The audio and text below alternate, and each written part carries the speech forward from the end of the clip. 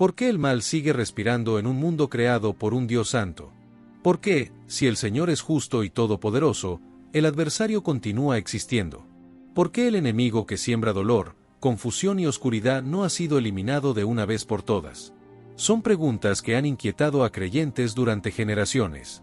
Preguntas que surgen en noches de angustia, en momentos de pérdida, en silencios donde el corazón busca respuestas y el cielo parece callar. Porque si Dios tiene todo el poder, si su autoridad es absoluta, ¿por qué no ha puesto fin definitivo a la obra de Satanás? Podría hacerlo en un instante. Bastaría una palabra. Un decreto eterno pronunciado desde su trono bastaría para que toda fuerza de maldad desapareciera como niebla ante la luz del amanecer. Y sin embargo, no lo ha hecho. Satanás sigue existiendo. El mundo sigue siendo escenario de lucha, tentación, caída y redención. Entonces surge el misterio. No se trata de incapacidad divina, sino de propósito. No es que Dios no pueda, es que ha decidido no hacerlo todavía. Y esa decisión no nace de indiferencia ni de debilidad, sino de un plan mucho más profundo de lo que nuestra mente suele imaginar. En este recorrido vamos a explorar ese misterio. No desde la especulación vacía, sino desde la revelación espiritual que atraviesa la historia bíblica. Vamos a mirar más allá de las preguntas superficiales para descubrir lo que se esconde en el corazón del plan eterno. Porque entender por qué Dios no ha destruido a Satanás es, en realidad, entender algo mucho más grande, la naturaleza del amor divino, la profundidad de la justicia celestial y el propósito de la historia misma. Antes de convertirse en el adversario, Satanás no era un símbolo del mal ni una caricatura de oscuridad. Fue creado como un ser extraordinario, una criatura diseñada para reflejar belleza, sabiduría y esplendor. Su existencia comenzó en la luz, no en la sombra. Fue formado con una dignidad especial dentro del orden celestial.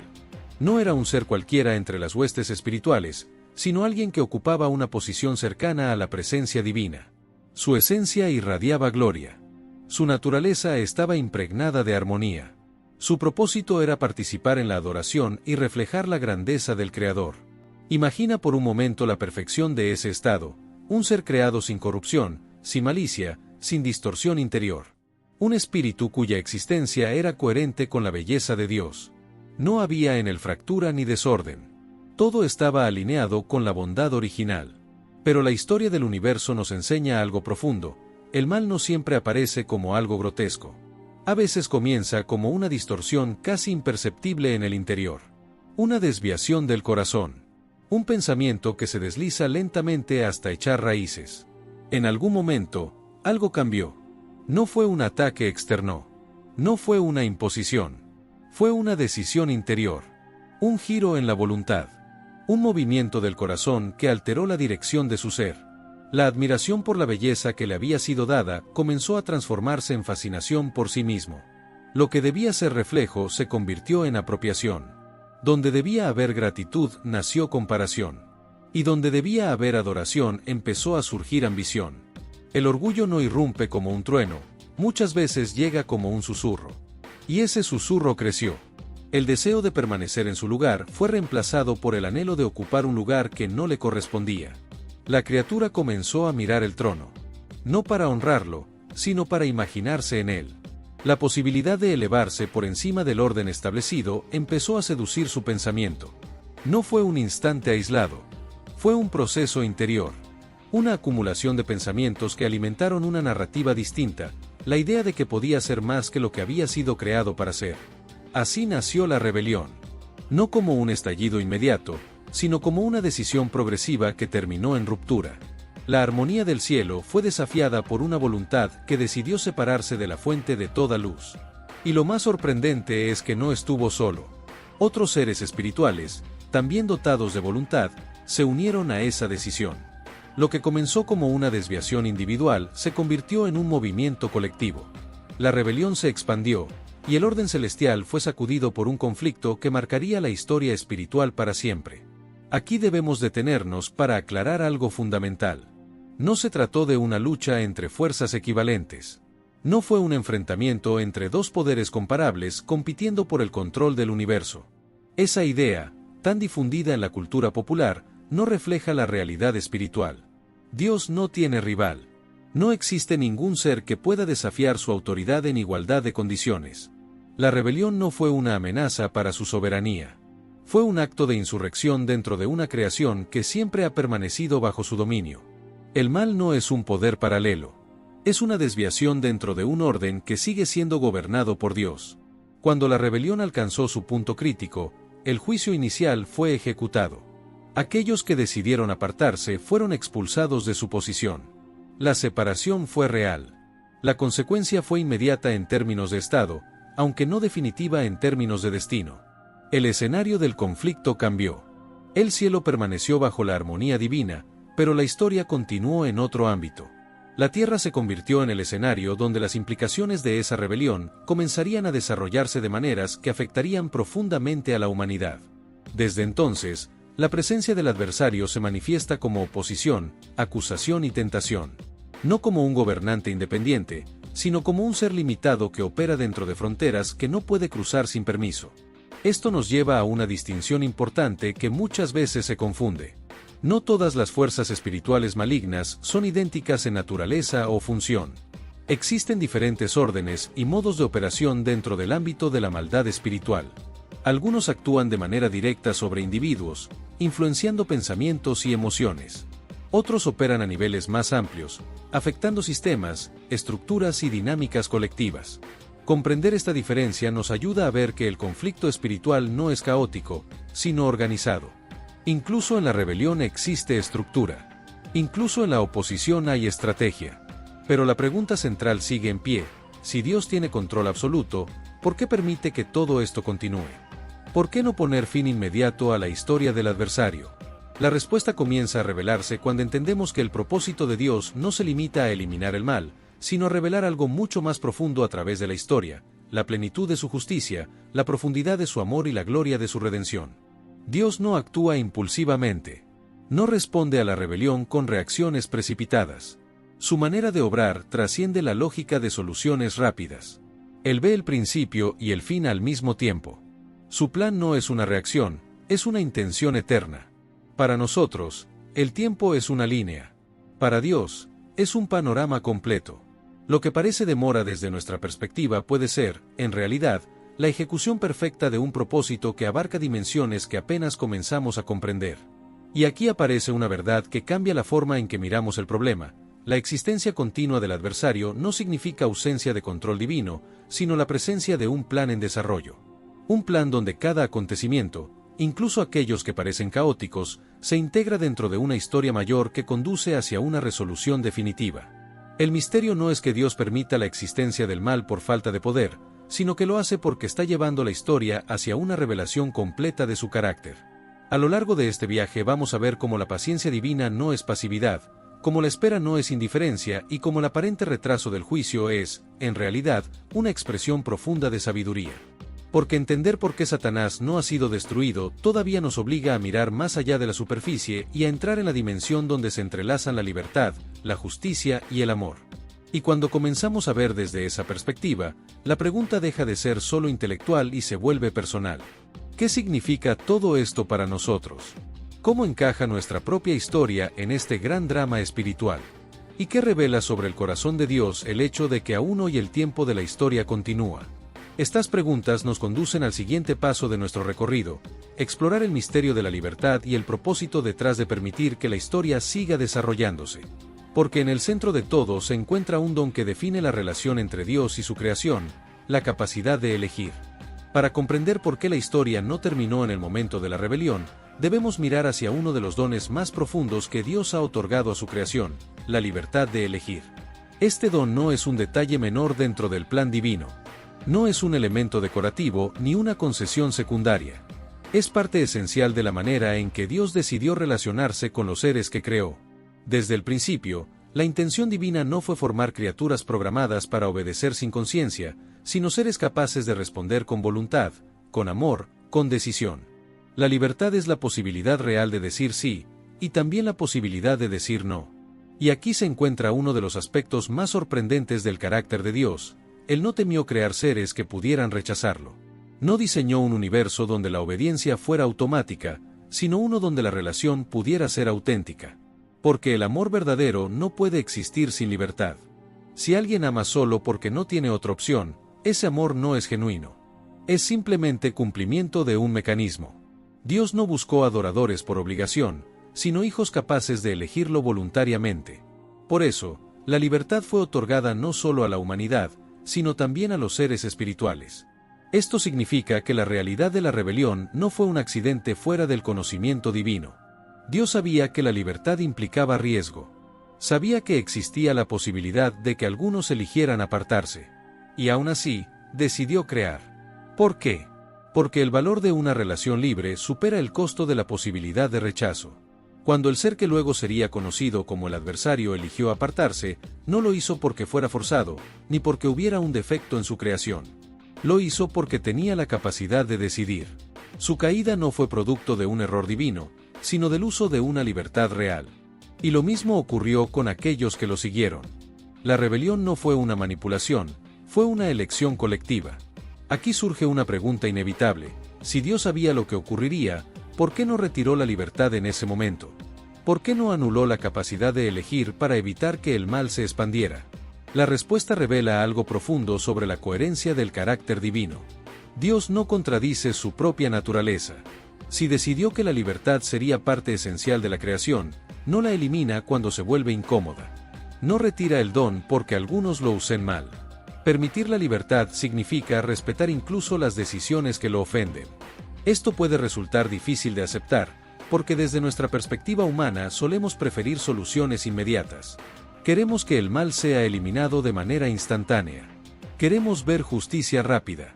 Queremos que el sufrimiento desaparezca sin demora. Pero Dios no actúa como un gobernante impulsivo. Su justicia no se basa en reacciones emocionales. Él actúa con propósito eterno. Si valoras este tipo de contenido, te invito a suscribirte.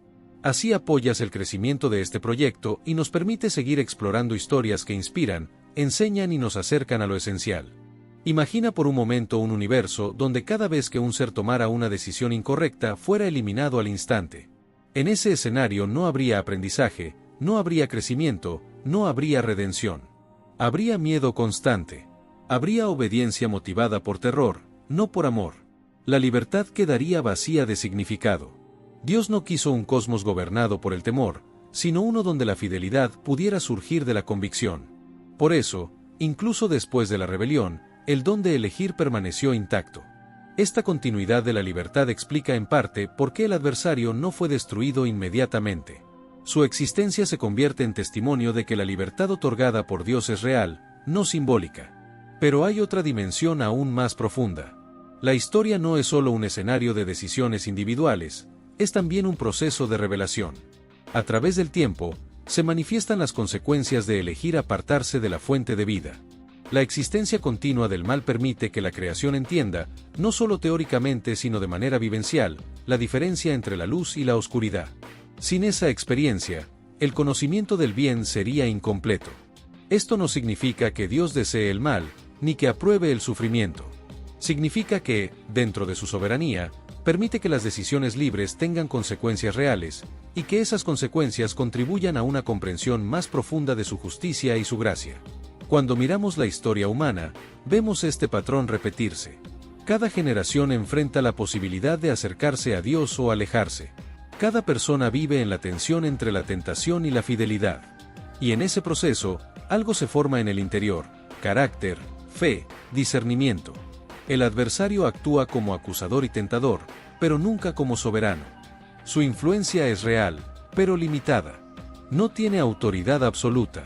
Opera dentro de fronteras que no controla. Esto nos recuerda una verdad que a menudo se pasa por alto: la existencia del mal no implica ausencia de gobierno divino. Al contrario, revela que Dios está permitiendo que la historia avance hacia un propósito mayor que culminará en una resolución definitiva. Otra pregunta surge entonces: ¿por qué no acortar el proceso? ¿Por qué permitir que el conflicto se extienda a lo largo de la historia? Porque el objetivo de Dios no es simplemente cerrar un capítulo, sino completar una obra. Él está formando algo más profundo que un universo sin mal, está estableciendo un reino donde la justicia será comprendida, el amor será elegido y la verdad será reconocida plenamente. La paciencia divina no es demora sin sentido. Es parte del proceso de maduración de la creación. Además, existe un aspecto judicial que no debemos ignorar. En la lógica divina, El juicio no es un acto arbitrario, sino una proclamación pública de la verdad. El tiempo permite que todas las decisiones queden expuestas, que las motivaciones se revelen, que la historia muestre con claridad las consecuencias de cada camino. Cuando llegue el momento del juicio final, no habrá duda ni ambigüedad. Todo será evidente. Esto nos lleva a comprender que la existencia continua del adversario no es una señal de victoria del mal, sino una fase dentro de un proceso que culminará en justicia plena. Y mientras ese proceso avanza, algo más ocurre: la oportunidad de redención permanece abierta. Cada día que pasa es una invitación a volver, a reconciliarse, a elegir la luz. La historia continúa porque la gracia sigue extendiéndose. Hay también un elemento pedagógico en todo esto. La creación aprende a través de la historia. Observa las consecuencias de la rebelión y la belleza de la obediencia. Aprende que la verdadera grandeza no consiste en exaltar el propio ego, sino en vivir en comunión con el Creador. En este sentido, la historia del adversario funciona como un contraste que resalta la gloria de Dios. La oscuridad hace visible la luz. La distorsión revela la perfección. Sin embargo, es importante recordar que el adversario no es un instrumento voluntario del bien. Su intención sigue siendo oponerse. Pero dentro de la soberanía divina, incluso la oposición termina sirviendo a un propósito mayor que él mismo no comprende. Esta realidad nos invita a reflexionar sobre nuestras propias vidas. ¿Cuántas veces hemos experimentado situaciones difíciles que, con el tiempo, revelaron un propósito que no podíamos ver en el momento? ¿Cuántas veces algo que parecía adversidad terminó siendo un medio de crecimiento? La historia espiritual funciona de manera similar. Lo que parece confusión en el presente puede ser parte de una obra que solo se entenderá plenamente en la eternidad. Al mirar el panorama completo, comenzamos a percibir que la pregunta inicial, ¿por qué Dios no ha destruido al adversario?, se transforma en una invitación a confiar en un plan que trasciende nuestra comprensión inmediata. Dios no está reaccionando al mal, está guiando la historia hacia su culminación. Y en medio de ese proceso, cada decisión humana adquiere significado. No somos espectadores pasivos. Somos participantes en una narrativa donde nuestras elecciones reflejan hacia donde se inclina nuestro corazón. La libertad que permitió la rebelión es la misma libertad que permite la reconciliación. Por eso, la historia sigue abierta. Porque el amor sigue llamando. Porque la verdad sigue revelándose. Porque el propósito aún se está desplegando. En el siguiente bloque profundizaremos en otra dimensión crucial, como incluso la oposición y la tentación han sido utilizadas dentro del plan divino para revelar la fidelidad, probar el carácter y manifestar la victoria que ya ha sido asegurada. Hasta ahora hemos contemplado la libertad como el marco donde se desarrolla la historia espiritual. Hemos visto que Dios no eliminó inmediatamente la rebelión porque su propósito no es imponer obediencia, sino permitir que la verdad se manifieste plenamente a través del tiempo. Pero hay una dimensión adicional que nos ayuda a comprender aún más por qué la existencia del adversario continúa. La oposición misma se convierte en un escenario donde se revela la fidelidad, la autenticidad y la victoria. La presencia del conflicto no significa que Dios haya perdido el control, significa que está permitiendo que se desarrolle una historia donde lo verdadero se distingue de lo superficial, donde lo genuino se separa de lo aparente. En muchas ocasiones, el carácter no se revela en la comodidad, sino en la prueba. La fe no se manifiesta en ausencia de dificultades, sino en medio de ellas. Y la fidelidad adquiere profundidad cuando existe la posibilidad real de desviarse. El adversario opera como tentador, como acusador, como perturbador. Su intención es desviar, sembrar duda, distorsionar la percepción de la verdad. Pero incluso en esa oposición, la soberanía de Dios permanece intacta. Nada ocurre fuera de los límites que Él establece. Esto se observa con claridad en la historia de un hombre cuya vida se convirtió en ejemplo de integridad frente a la adversidad. Su experiencia nos muestra que la oposición no es siempre un castigo, sino a veces un escenario donde se revela la autenticidad del corazón. El adversario cuestiona la sinceridad de la fe, insinuando que la devoción existe solo mientras las circunstancias son favorables. Se plantea la idea de que la fidelidad depende de las bendiciones recibidas.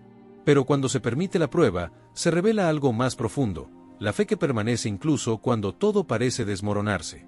En esa historia vemos un principio fundamental: el adversario no actúa con autonomía absoluta. Existe un marco, un límite, un permiso.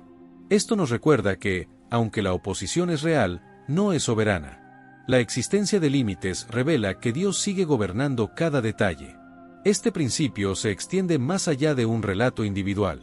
A lo largo de la historia espiritual, la oposición ha servido para poner en evidencia la diferencia entre una fe superficial y una fe arraigada. La tentación no crea el carácter, pero lo revela. La dificultad no produce automáticamente fidelidad, pero muestra dónde está realmente el corazón. Ahora bien, la dimensión más profunda de esta verdad se manifiesta de manera extraordinaria en la vida de aquel que vino a cumplir el propósito de redención para toda la humanidad. Desde el comienzo de su misión, la oposición estuvo presente. No como sorpresa, sino como parte del proceso. La confrontación con la tentación no fue un accidente ni una interrupción, sino un momento clave donde se manifestó la coherencia perfecta entre su voluntad y la voluntad del Padre. En el desierto, en medio del silencio y la fragilidad física, se presentó la tentación en formas que apelan a las necesidades más básicas y a los deseos más profundos, el alivio inmediato, el reconocimiento visible, el poder sin sufrimiento. Cada propuesta contenía una distorsión sutil, la invitación a alcanzar un bien legítimo por medios incorrectos. No se trataba simplemente de elegir entre lo evidente y lo maligno, sino de discernir entre la fidelidad y la conveniencia. La respuesta fue firme, no basada en emociones momentáneas, sino en la verdad interiorizada. La tentación fue enfrentada no con demostraciones espectaculares, sino con obediencia consciente. Este episodio revela algo esencial: la victoria no consiste en evitar la confrontación, sino en permanecer fiel en medio de ella. El adversario pretendía desviar el propósito, pero sin saberlo estaba participando la confirmación pública de una fidelidad perfecta. Cada intento de desviación terminó resaltando la integridad del corazón que no se aparta de la verdad. Más adelante, la oposición se manifestó de maneras aún más intensas. La traición surgió desde un círculo cercano, recordándonos que el conflicto no siempre proviene de lugares lejanos, a veces emerge desde donde menos se espera. La historia nos muestra cómo incluso los actos más dolorosos pueden formar parte de un propósito que trasciende la comprensión inmediata. La entrega que condujo al sufrimiento no fue simplemente resultado de conspiraciones humanas o influencias espirituales adversas, fue también el camino hacia la realización de un plan que buscaba restaurar lo que había sido quebrado. Aquí encontramos una paradoja profunda: lo que parecía derrota se convirtió en victoria. Lo que parecía el triunfo del mal se transformó en el medio por el cual se manifestó la redención. El adversario, en su intento de destruir, terminó siendo instrumento involuntario de un propósito mayor. No porque su intención fuera buena, sino porque la soberanía divina es capaz de integrar incluso la oposición dentro de un diseño que conduce hacia la restauración. Este principio tiene implicaciones profundas para nuestra comprensión de la historia y de nuestras propias experiencias. Significa que la presencia de dificultades no implica ausencia de propósito. Significa que incluso los momentos más oscuros pueden formar parte de un proceso donde se está gestando algo que aún no vemos. Cuando observamos la historia espiritual desde esta perspectiva, entendemos que la existencia continua del adversario no es señal de que el mal tenga la última palabra. Es más bien un recordatorio de que la historia aún no ha llegado a su conclusión. El conflicto actual es temporal. La oposición tiene fecha de expiración, aunque no conozcamos el momento exacto. La narrativa se dirige hacia un desenlace donde la verdad será plenamente revelada y la justicia será establecida de manera definitiva. Mientras tanto, el escenario de la historia continúa ofreciendo oportunidades para que la fidelidad se manifieste, para que la gracia transforme y para que la luz brille en medio de la oscuridad. Esto también nos invita a reconsiderar nuestra percepción del sufrimiento.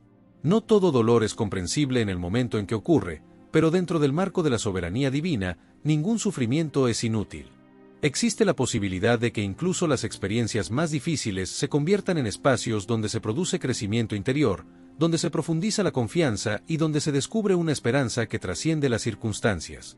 La oposición, entonces, no es simplemente un obstáculo, es también un contexto donde se revela la autenticidad, donde se distingue lo que es superficial de lo que es profundo. En este sentido, la existencia del adversario funciona como parte de un escenario más amplio donde se manifiesta la grandeza de la gracia. Cada vez que alguien elige el bien en medio de la tentación, se evidencia que la libertad puede orientarse hacia la vida. Cada vez que alguien persevera en medio de la dificultad, se demuestra que la esperanza puede mantenerse viva. El conflicto revela que la historia no es un mecanismo automático, sino un drama real donde las decisiones importan. Sin embargo, debemos recordar siempre que la oposición no define el resultado final. La conclusión no depende del poder del adversario, sino del propósito de Dios. Y ese propósito se dirige hacia la restauración completa. Esta comprensión nos prepara para profundizar aún más en la dimensión teológica de la justicia divina, el juicio futuro y la manera en que el tiempo presente se relaciona con la consumación de la historia. Porque si la oposición forma parte del proceso, también existe un momento en que ese proceso llegará a su culminación. En el siguiente bloque exploraremos cómo la paciencia divina se relaciona con la justicia, por qué el juicio aún no ha sido ejecutado plenamente y qué significa vivir en un tiempo donde la historia sigue abierta pero el desenlace ya está asegurado. Llegamos ahora a una de las dimensiones más profundas, y al mismo tiempo, más solemnes de esta reflexión, la justicia de Dios y el misterio de su tiempo. Porque cuando nos preguntamos por qué el adversario sigue existiendo, inevitablemente nos encontramos con otra pregunta aún más seria: ¿por qué el juicio no ha sido ejecutado de manera definitiva? La respuesta no se encuentra en debilidad, ni en indiferencia, ni en retraso por incapacidad. Se encuentra en la naturaleza misma de la justicia divina, que no opera como los sistemas humanos, sino que se mueve dentro de una sabiduría eterna donde cada acto tiene su momento preciso. Dios no ignora el mal, no lo minimiza, no lo pasa por alto, pero tampoco actúa impulsivamente. Su justicia no es reacción emocional, es expresión perfecta de su carácter. Para nosotros, acostumbrados a la inmediatez, esto puede resultar desconcertante. Vemos el sufrimiento, observamos la injusticia, experimentamos el dolor y deseamos que todo sea resuelto ahora mismo.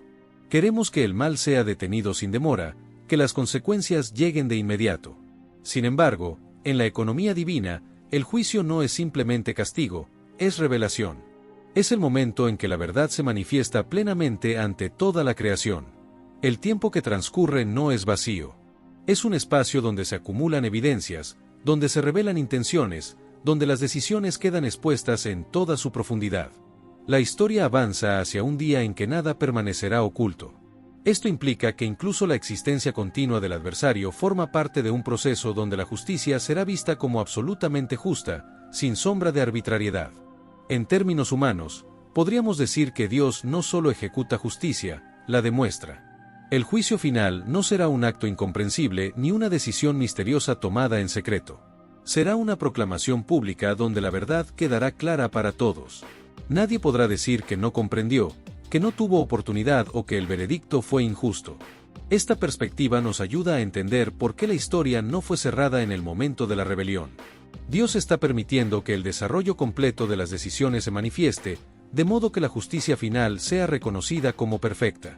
Además, hay un aspecto profundamente relacional en esta espera. Cada día que pasa es también una extensión de la misericordia. La paciencia divina no es simple tolerancia, es oportunidad.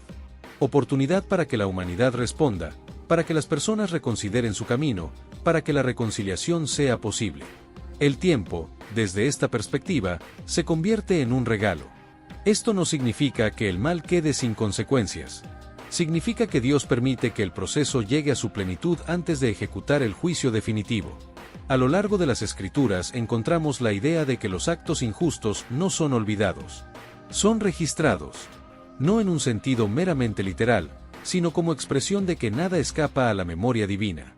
Cada acto de bondad, cada acto de maldad, cada decisión consciente forma parte de una historia que será evaluada con absoluta precisión. Esto nos conduce a considerar la realidad de un tribunal eterno. No un tribunal sujeto a corrupción o error, sino uno donde el juez posee conocimiento perfecto, donde la verdad no puede ser distorsionada y donde el veredicto será irrevocable. En ese escenario, el adversario no comparecerá como rival, sino como acusado.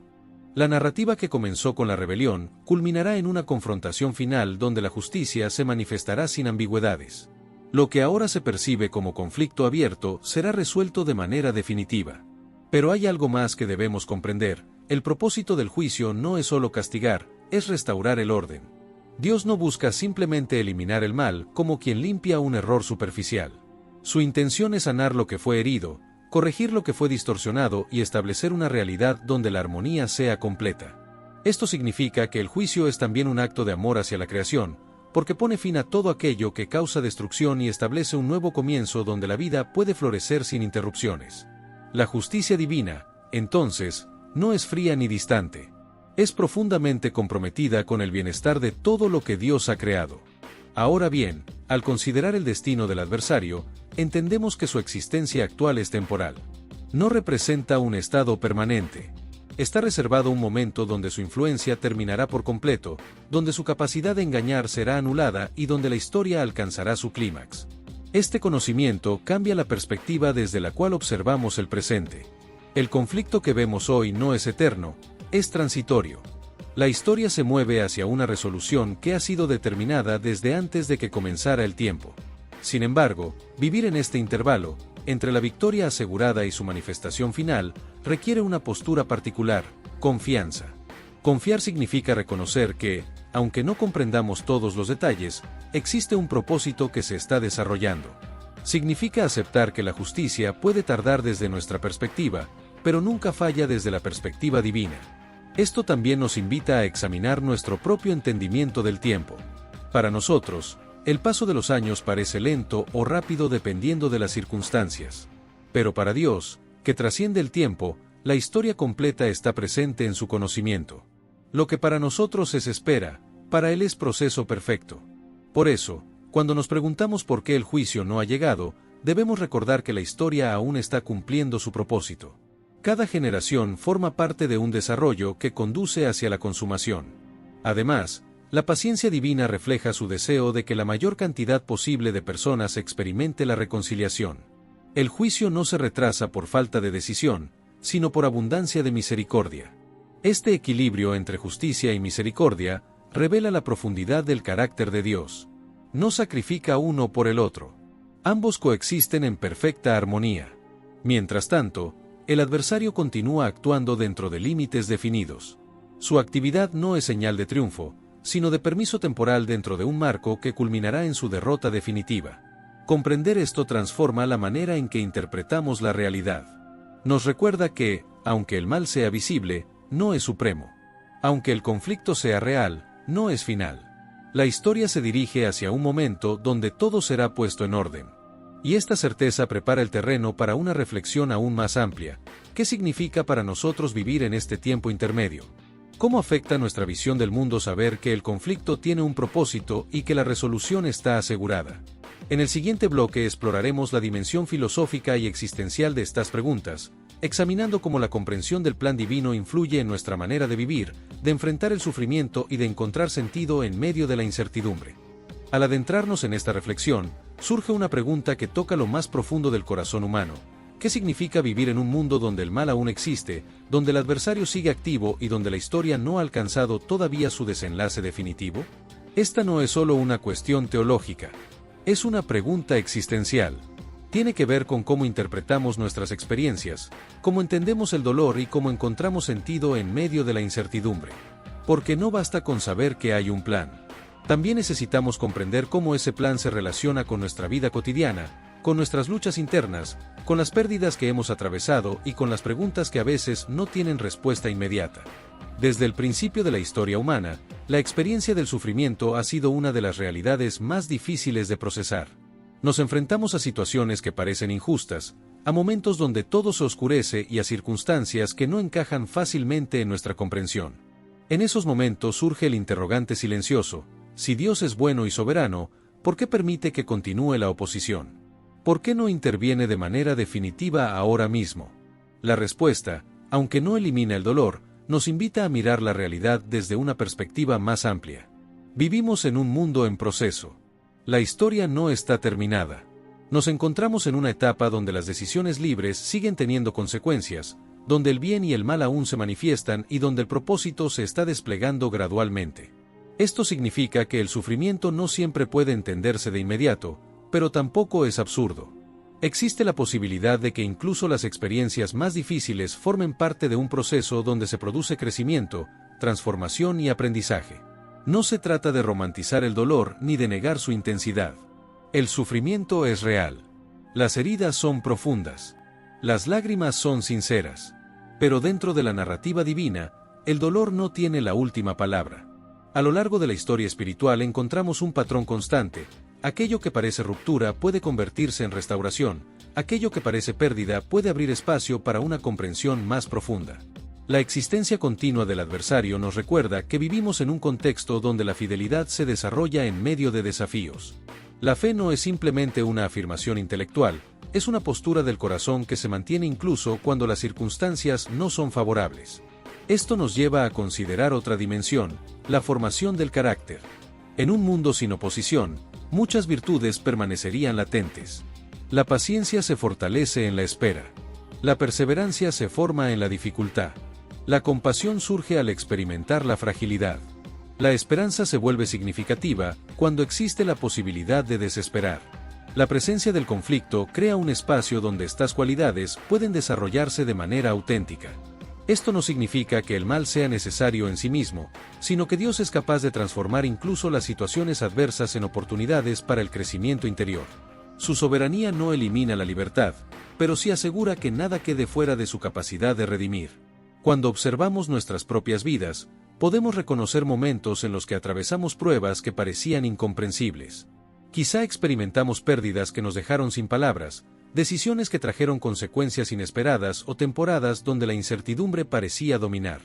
Con el paso del tiempo, a veces descubrimos que esas experiencias produjeron algo que no habría surgido de otra manera, una sensibilidad más profunda, una fe más arraigada, una perspectiva más humilde.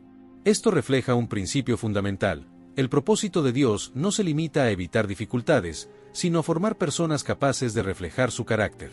La existencia del adversario, entonces, se inserta en un escenario donde las decisiones humanas adquieren significado real. Cada elección se convierte en una oportunidad para alinearse con la verdad o apartarse de ella. Cada momento se transforma en un espacio donde se define la dirección del corazón. Desde esta perspectiva, la historia no es simplemente una secuencia de eventos, es una narrativa donde se desarrolla una relación. También debemos considerar la dimensión comunitaria. Las experiencias compartidas de lucha y esperanza crean vínculos profundos entre las personas. La compasión surge cuando reconocemos que no estamos solos en nuestras batallas. La solidaridad se fortalece cuando caminamos juntos en medio de la incertidumbre. El hecho de que el conflicto continúe nos invita a apoyarnos mutuamente, a acompañarnos en los momentos difíciles y a recordar que la esperanza no se sostiene únicamente en la fuerza individual, sino también en la comunidad. Además, la conciencia de que la historia se dirige hacia una restauración final transforma nuestra manera de enfrentar el presente. Sabemos que el sufrimiento no es eterno. Sabemos que existe una promesa de renovación. Sabemos que el mal no tendrá la última palabra. Esta esperanza no elimina las dificultades, pero cambia su significado. Nos permite atravesarlas con la convicción de que forman parte de un proceso que conduce hacia algo mayor. En términos filosóficos, podríamos decir que la existencia del mal plantea preguntas sobre la naturaleza de la realidad, el sentido de la libertad y el propósito de la historia. La respuesta que surge desde la fe no es simplista, pero ofrece una visión coherente. El universo no es un accidente sin dirección, es una creación en camino hacia su plenitud. La oposición, aunque real, no define la esencia de la existencia. La esencia se encuentra en el amor, en la verdad y en la comunión con el Creador. Esta comprensión también nos libera de la desesperación. Si el mal fuera definitivo, la esperanza sería ilusoria. Pero si el mal es temporal y el bien es eterno, entonces cada acto de bondad adquiere un valor que trasciende el momento.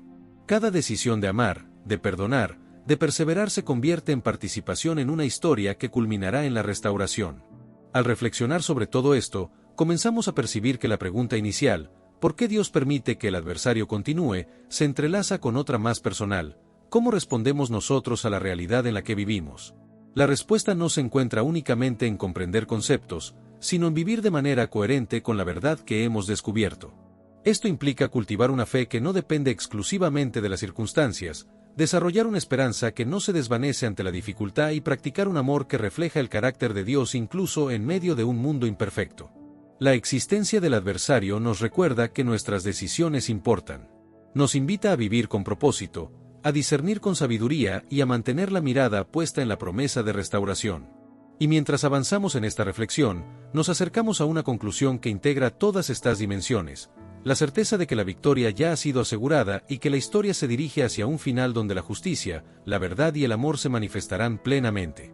En el siguiente bloque entraremos en la síntesis de todo lo que hemos explorado, uniendo las piezas para contemplar la grandeza del plan divino y la seguridad de que, aunque el proceso continúe, el desenlace está firmemente establecido. Al contemplar todo lo que se ha desplegado, las visiones, los juicios, los cantos, las advertencias, las promesas, surge una pregunta profunda que atraviesa el corazón humano desde siempre: ¿hacia dónde se dirige realmente la historia? No se trata solamente de acontecimientos futuros ni de cronologías proféticas. Lo que se revela es un mensaje sobre el propósito último de la existencia, sobre el destino del bien y del mal, sobre la justicia que no puede ser burlada y la misericordia que nunca deja de llamar. A lo largo de la revelación hemos visto que la historia no es una sucesión caótica de eventos sin sentido. Existe una dirección, un hilo conductor invisible que sostiene incluso los momentos más oscuros. Aunque las naciones se agiten, aunque las estructuras humanas se levanten con arrogancia, aunque el sufrimiento parezca dominar por temporadas, nada ocurre fuera del marco de un plan mayor que apunta hacia la restauración de todas las cosas. En este punto, la narrativa nos invita a mirar atrás y reconocer un patrón constante. Cada advertencia fue acompañada por una oportunidad de arrepentimiento, cada juicio estuvo precedido por paciencia, cada sacudida tuvo como propósito despertar conciencias adormecidas. La síntesis no consiste en enumerar eventos, sino en comprender el mensaje que los atraviesa. El mal tiene límites, la injusticia no es eterna, la verdad prevalece aunque sea resistida, y la fidelidad, incluso en medio de la prueba, nunca es en vano. Aquí se revela también el contraste entre dos caminos que recorren toda la historia humana. Por un lado, el camino de la autosuficiencia que pretende construir un mundo sin referencia al Creador, confiando únicamente en el poder, la riqueza o la inteligencia humana.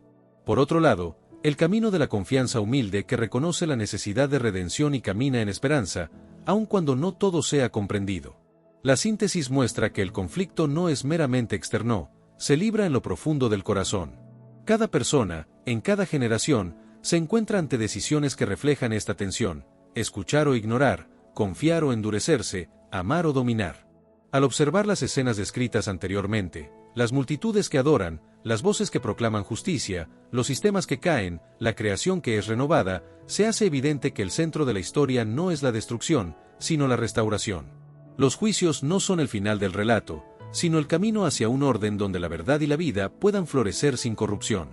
La síntesis también ilumina el significado del sufrimiento en la narrativa.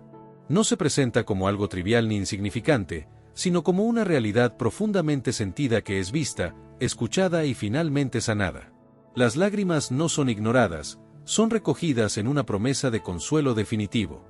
En este panorama, la esperanza no aparece como un optimismo ingenuo, sino como una certeza que nace de la fidelidad divina.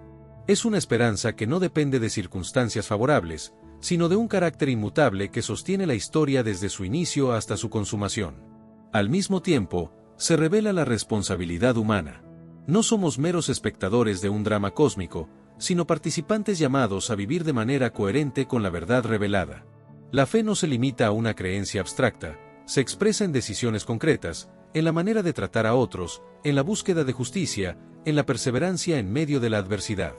La síntesis invita a reconsiderar la perspectiva con la que miramos el mundo. Lo que parece definitivo muchas veces es temporal, lo que parece pequeño puede tener consecuencias eternas. Las estructuras visibles pueden cambiar, pero los valores que reflejan el carácter divino permanecen. También se pone de manifiesto la dimensión comunitaria de la esperanza. La narrativa no habla solo de individuos aislados, sino de un pueblo, de una multitud diversa unida por una misma confianza. Esto sugiere que el propósito de Dios incluye la restauración de relaciones, la reconciliación entre personas y la formación de una comunidad marcada por el amor y la verdad.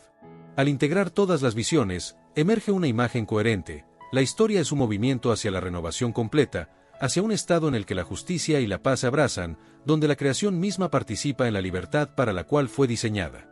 En este contexto, las advertencias adquieren un nuevo significado.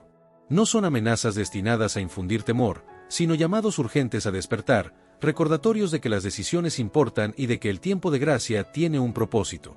La síntesis también resalta la fidelidad divina a lo largo de las generaciones. Lo que fue prometido no queda olvidado, cada palabra encuentra su cumplimiento en el momento adecuado.